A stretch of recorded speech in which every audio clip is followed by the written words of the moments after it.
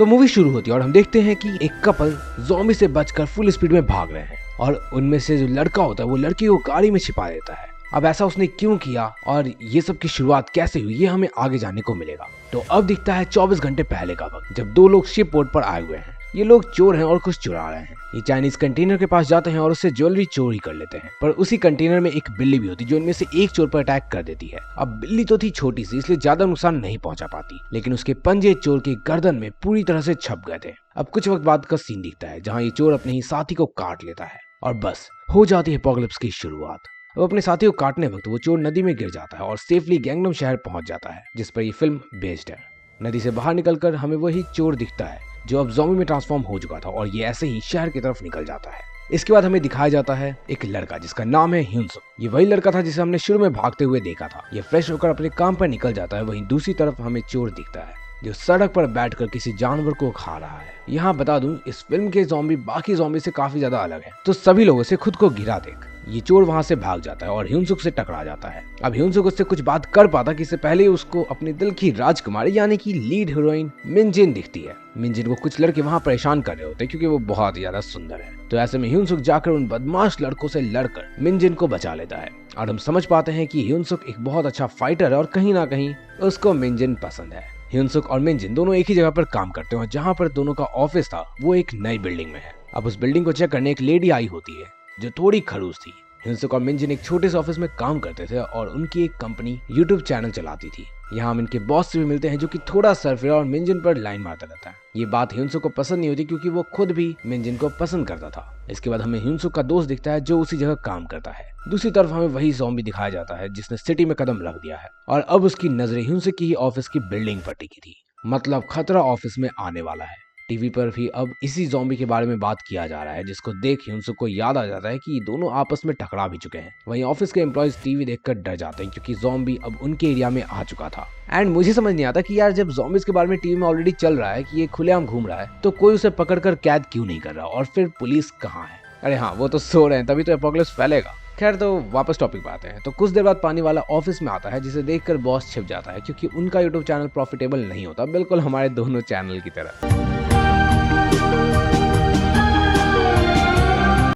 हाँ यार, मतलब सीरियसली एमबी पर जो भी वीडियो डाल रहा हूँ सब डीमोनेटाइज्ड हो रही है और ये वाली तो मोनेटाइज हुई भी नहीं है।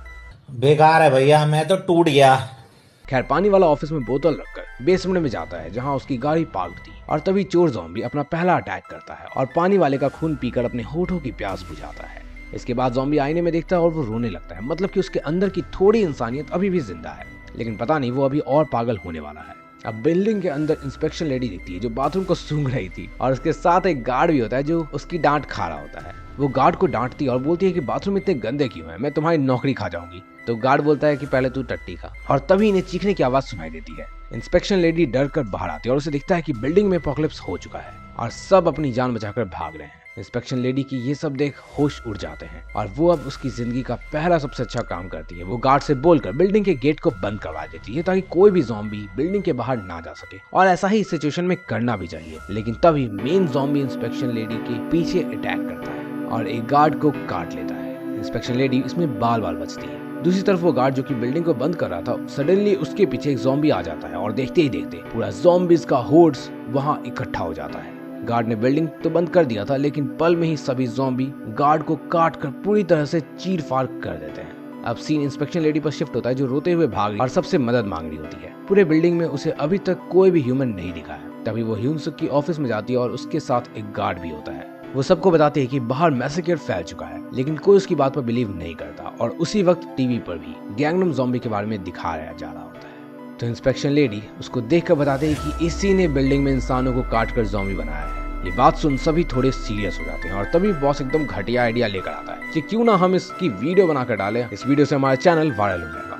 मतलब कि भाई यार, यहाँ जान का ठिकाना नहीं है और तुम वीडियो वायरल करने की बात कर रहे हो। खैर, सभी वीडियो बनाने चले जाते हैं सिवाय एक गार्ड के जिसे ज़ॉम्बी ने काटा था और इसी गार्ड के हाथ में दर्द शुरू हो गया था। सभी लोग छिपकर ज़ॉम्बीज का वीडियो बना रहे होते हैं, लेकिन तभी एक ज़ॉम्बी ने देख लेता है और मिनजिन पर हमला कर देता है। अब मिनजिन बच पाती या नहीं उसे जानने से पहले अगर यहाँ तक देख लिया और चाहते हो ज़ॉम्बी फिल्म्स को देखना तो टेलीग्राम चैनल का लिंक डिस्क्रिप्शन में दे दूंगा, ज्वाइन कर लेना। Back to the topic. तो मिनजिन पर अटैक करने वक्त ज्यादा कुछ नहीं होता और वो बच जाती है, लेकिन इस एक ज़ॉम्बी के कारण बाकी सारे ज़ॉम्बीज भी इनकी ओर दौड़ते हैं। लेकिन ह्यूनसुक सही वक्त पर दरवाजा बंद कर सभी को बचा लेता है। खैर अब सब वापस ऊपर ऑफिस में आने लगते हैं और बॉस को भी उसकी वीडियो मिल चुकी थी, लेकिन तभी वहाँ मेन ज़ॉम्बी आ जाता है। अब ये ज़ॉम्बी और भी ज्यादा ताकतवर हो चुका था और इसके वैम्पायर की तरह दांत भी निकल गए थे। ह्यूनसुक क्योंकि एक फाइटर होता है तो वो उस ज़ॉम्बी से पूरा मार्शल आर्ट्स की प्रैक्टिस कर लेता है और घुमा घुमा कर मारता है, पर मेन ज़ॉम्बी उस पर भारी पड़ता है। अब ज़ॉम्बी बॉस की तरफ आने लगता है तो बॉस ह्यूनसुक के दोस्त को ज़ॉम्बी के सामने फेंक देता है ताकि वो अपनी जान बचा सके। ह्यूनसुक अपने दोस्त को बचाने की लाख कोशिश करता है पर वो उसे नहीं बचा पाता और किसी तरह अब वापस सब ऑफिस के अंदर जाते हैं। अब इंस्पेक्शन लेडी सबको बताती है कि कोई भी इस बिल्डिंग से बाहर नहीं जा सकता है क्योंकि उसने खुद से ही सभी गेट को बंद करवाया है और सब यहाँ अब फंस चुके हैं। तो पीछे से गार्ड लेडी पर हमला कर देता है। ह्यूनसुक उसे बचाने की कोशिश करता है पर देर हो चुकी थी। एक तरफ ह्यूनसुक गार्ड को संभाल रहा होता है तो दूसरी तरफ बॉस और मिंजिन ऑफिस से बाहर आ जाते हैं। तभी इनकी तरफ दौड़ता हुआ मेन ज़ॉम्बी आता है। इस बार भी बॉस ने मिंजिन को आगे रखा हुआ था ताकि ज़ॉम्बी पहले मिंजिन को काट ले और ये ह्यूनसुक देख लेता है तो वो जल्दी से मिंजिन को बचा लेता है, जिससे मेन ज़ॉम्बी बॉस पर हमला कर देता है। और इसी के साथ अब पूरे बिल्डिंग में सिर्फ 2 लोग ही बचे हुए थे, ह्यूनसुक और मिंजिन। ये दोनों बचते हुए इधर उधर भाग रहे थे और अंत में थक कर एक जगह पर आराम करने चले जाते हैं, जहाँ मिंजिन की आंख लग जाती है। वो सपने में देखती है कि उसके बॉस ने उसे काट लिया है, जिससे वो डर कर जाग जाती है। मतलब कि यहाँ इसने अभी ज़ॉम्बी का ड्रीम देखा। वैसे आप में से कितने लोगों ने ज़ॉम्बी का ड्रीम कभी देखा है, कमेंट करके बता देना।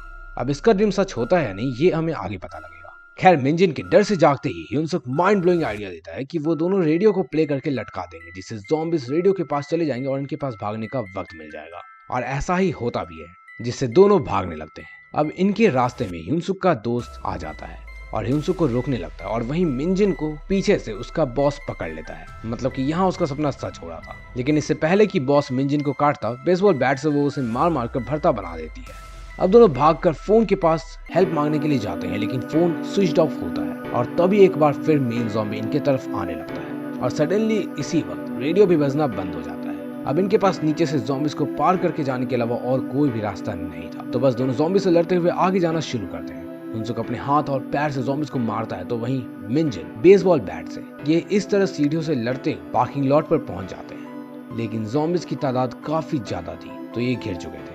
ऐसे में ह्यूनसुक मिंजिन को गाड़ी के अंदर बैठाता है और ये वही स्टार्टिंग वाला सीन था और अकेले ज़ॉम्बीज से लड़ना शुरू कर देता है। धीरे धीरे ज़ॉम्बीज गाड़ी को घेर लेते हैं और डर से मिंजिन की गलती से गाड़ी का रेडियो भी चलने लगता है, जिससे और भी ज़ॉम्बीज का ध्यान इधर आकर्षित हो जाता है। अब ऐसे में ह्यूनसुक गाड़ी के टॉप पर खड़ा हो जाता है ताकि वो और ज़ॉम्बीज को मार सके, लेकिन ज़ॉम्बीज उस पर हावी हो चुके थे और उसके ऊपर चढ़ जाते हैं। देखकर ऐसा लगता है जैसे मानो ह्यूनसुक का टाइम तो गया, लेकिन तभी एंट्री होती है मिंजिन की, जो कि फायर एक्सटिंग्विशर को सब पर स्प्रे कर देती है, जिससे सभी ज़ॉम्बीज वहां से भाग जाते हैं। अब एक बार फिर इन दोनों की मुलाकात मेन ज़ॉम्बीज से होती है, जो फिलहाल इनकी तरफ आ रहा होता है।